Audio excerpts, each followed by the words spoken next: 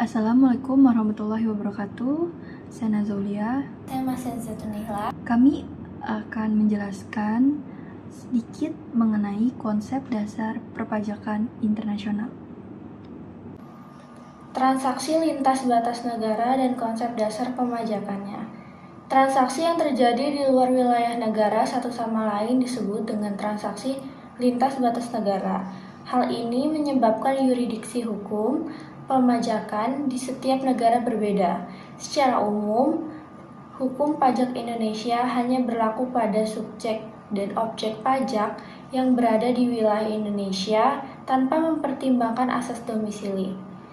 Tidak berlaku pada subjek pajak yang berada di luar wilayah Indonesia, tetapi hukum pajak internasional Indonesia dapat berlaku pada subjek dan objek pajak yang berada di luar wilayah Indonesia untuk mengatasi keterbatasan yurisdiksi dan terbentuknya hukum di luar wilayah Indonesia. Selanjutnya, ada asas dalam perpajakan internasional oleh R. Sumitra. Yang pertama ada asas domisili, yaitu negara tempat tinggal subjek berhak memajaki seluruh penghasilan global. Yang kedua ada asas sumber, yaitu negara tempat asal penghasilan berhak memajaki. Yang ketiga asas kewarganegaraan, yaitu pajak dikenakan berdasarkan kewarganegaraan. Yang keempat ada asas campuran, yaitu kombinasi antara domisili, sumber, dan kewarganegaraan. Yang kelima ada asas teritorial, yaitu hanya penghasilan dari dalam negeri yang dikenakan pajak. Konsep dasar pemajakan lintas batas negara. Secara umum, ketentuan pajak internasional suatu negara meliputi dua dimensi luas, yaitu pertama, pemajakan terhadap WPDN atas penghasilan luar negeri, yaitu pemajakan atas penghasilan luar negeri atau transaksi keluar batas negara, outbound transaction, karena umumnya melibatkan eksportasi modal ke mancanegara. Yang kedua ada pemajakan terhadap WPLN atas penghasilan dari dalam negeri, yaitu pemajakan atas penghasilan domestik atau transaksi ke dalam batas negara, inbound transaction, karena umumnya melibatkan importasi modal dari mancanegara. Ruang lingkup pajak internasional. Ruang lingkup pajak internasional mencakup seluruh aspek pengenaan pajak yang berkaitan dengan transaksi ekonomi lintas batas antar negara, baik itu melibatkan individu, perusahaan, maupun lembaga keuangan internasional. Ruang lingkup pajak internasional meliputi aturan pajak internasional yang sudah ada dalam Undang-Undang Pajak Indonesia, aturan perpajakan yang ada di Undang-Undang Pajak negara lain yang bersinggungan, serta persetujuan penghindaran pajak tax treaty yang telah dibuat Indonesia dengan negara lain. Juridical versus economy double taxation. Dalam penjelasan pasal 23A dan 23B pada model P3B OECD dibedakan dua jenis pajak berganda, yaitu pertama pajak berganda yuridis. Terjadi ketika satu orang yang sama dikenai pajak oleh dua negara atau lebih atas penghasilan yang sama. Contohnya, seorang warga negara Indonesia mendapatkan penghasilan, misalnya dividen dari perusahaan di Jepang. Indonesia memajaki karena orang tersebut tinggal di Indonesia, sedangkan Jepang juga memajaki karena penghasilan berasal dari Jepang. Jadi penghasilan yang sama dikenai pajak oleh dua negara terhadap orang yang sama. Ganda ekonomis, yaitu terjadi ketika dua orang atau entitas hukum yang berbeda dikenain pajak atas penghasilan yang sama. Walaupun mereka berbeda secara hukum, secara ekonomi mereka saling terhubung atau merupakan satu kesatuan. Contohnya, perusahaan atau badan hukum membayar pajak atas laba yang diperolehnya. Lalu ketika laba tersebut dibagikan dalam bentuk dividen kepada pemegang saham pribadi atau perusahaan lain, pemegang saham juga dikenai pajak atas dividen tersebut. Meskipun yang dikenai pajak adalah dua pihak yang berbeda, perusahaan dan pemegang saham, penghasilannya berasal dari sumber yang sama, yaitu laba perusahaan.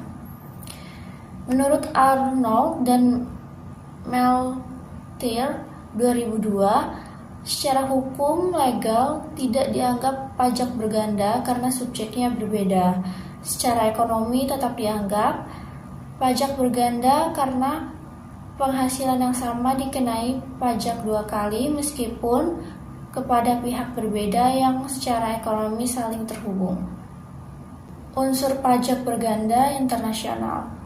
Secara teoritis dan normatif, istilah pajak berganda internasional meliputi beberapa unsur. Pertama, ada pengenaan pajak oleh beberapa otoritas pemajakan atas beberapa kriteria identitas. Yang kedua, identitas subjek pajak, wajib pajak yang sama. Yang ketiga, identitas objek pajak yang sama. Yang keempat, identitas masa pajak. Yang kelima, identitas atau kesamaan pajak. Untuk selanjutnya akan dilanjutkan oleh rekan saya, Najwa Aulia. Yang selanjutnya, tipe-tipe pajak berganda internasional. Yang pertama, ada tipe pajak berganda berdasarkan realisasinya, yaitu faktual dan potensial. Pajak berganda faktual yaitu pajak benar-benar dikenakan oleh dua negara atau lebih terhadap penghasilan yang sama dan subjek yang sama. Wajib pajak membayar pajak di dua negara karena klaim pemajakan dilaksanakan secara bersamaan. Yang selanjutnya, pajak berganda potensial. Pajak berganda ini terjadi ketika dua negara memiliki hak untuk memajaki, namun hanya satu negara yang melaksanakan hak tersebut. Situasi ini bisa menjadi faktual jika negara kedua mulai menerapkan hak pemajakannya. Yang selanjutnya, tipe pajak berdasarkan sifatnya, yaitu yudiris dan ekonomis. Pajak berganda yudiris merupakan bentuk pajak berganda yang diakui secara legal dalam hukum internasional. Tipe pajak ini memajaki penghasilan sama, subjek yang sama, dan dipajaki oleh dua negara atau lebih. Yang selanjutnya, pajak berganda ekonomis, yaitu penghasilan yang sama tetapi dipajaki kepada dua subjek berbeda yang secara ekonomi saling berkaitan. Pajak berganda ini dianggap tidak adil karena terjadi dua kali pajak pada sumber pendapatan sama meski pada pihak yang berbeda. Yang selanjutnya, tipe pajak berganda berdasarkan bentuk pengenaannya, yaitu langsung dan tidak langsung. Pajak berganda langsung yaitu pengenaan pajak langsung atas penghasilan atau kekayaan yang sama kepada subjek yang sama di beberapa negara. Ini bentuk paling umum dan menjadi target utama perjanjian P3B atau penghindaran pajak berganda. Yang selanjutnya, pajak berganda tidak langsung, yaitu pengenaan pajak tidak langsung seperti dikenakan kepada pihak yang berbeda tetapi terkait dengan objek yang sama, mirip dengan pajak berganda ekonomis namun lebih luas cakupannya. Yang selanjutnya, hukum pajak internasional. Otmar Buchler membagi hukum pajak internasional dalam arti sempit dan arti luas.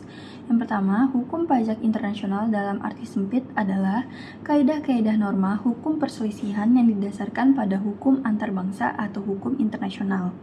Yang kedua, hukum pajak dalam arti luas ialah kaidah-kaidah hukum antar bangsa ini ditambah peraturan nasional yang mempunyai objek hukum perselisihan khususnya tentang perpajakan.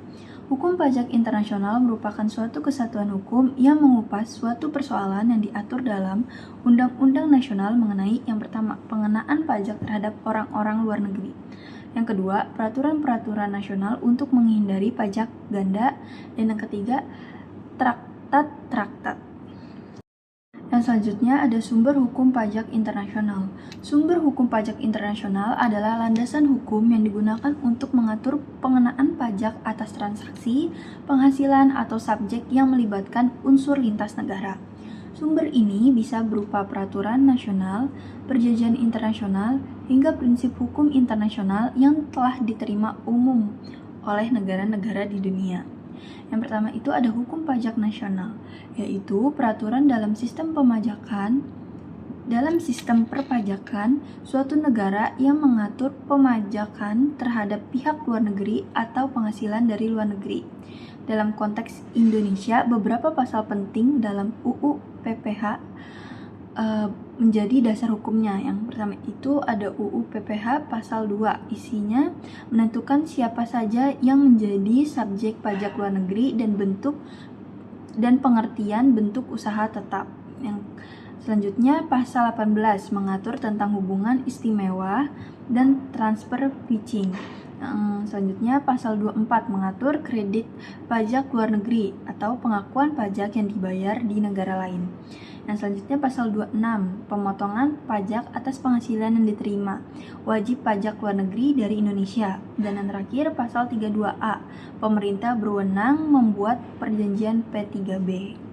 Yang kedua, traktat atau perjanjian internasional. Yang pertama itu P3B, perjanjian penghindaran pajak berganda. Perjanjian antara dua negara untuk menghindari pajak berganda dan mencegah penghindaran pajak.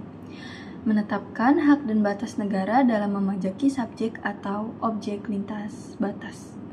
Yang kedua, model-model standar internasional. Yang pertama itu ada model OECD model. Ciri khasnya mengutamakan negara domisili dan cocok untuk negara maju. Yang kedua ada itu UN model, lebih menguntungkan negara sumber dan cocok untuk negara berkembang. Yang selanjutnya multilateral instrumen untuk memperbarui dan menyelaraskan banyak P3B secara bersamaan tanpa perlu negosiasi satu persatu. Dan yang terakhir konvensi Wina, mengatur prinsip umum dan tata cara dalam meratifikasi dan melakukan traktat internasional. Dan yang ketiga, sumber hukum pajak internasional yaitu putusan hakim atau komisi internasional. Jurisprudensi nasional dan internasional juga menjadi sumber hukum, terutama jika melibatkan sengketa pajak antar negara atau entitas multinasional. Contoh lembaganya International Court of Justice atau Permanent Court of Arbitration dan Mahkamah Agung di masing-masing negara. Sekian video pembelajaran mengenai konsep dasar perpajakan internasional. Thanks for watching.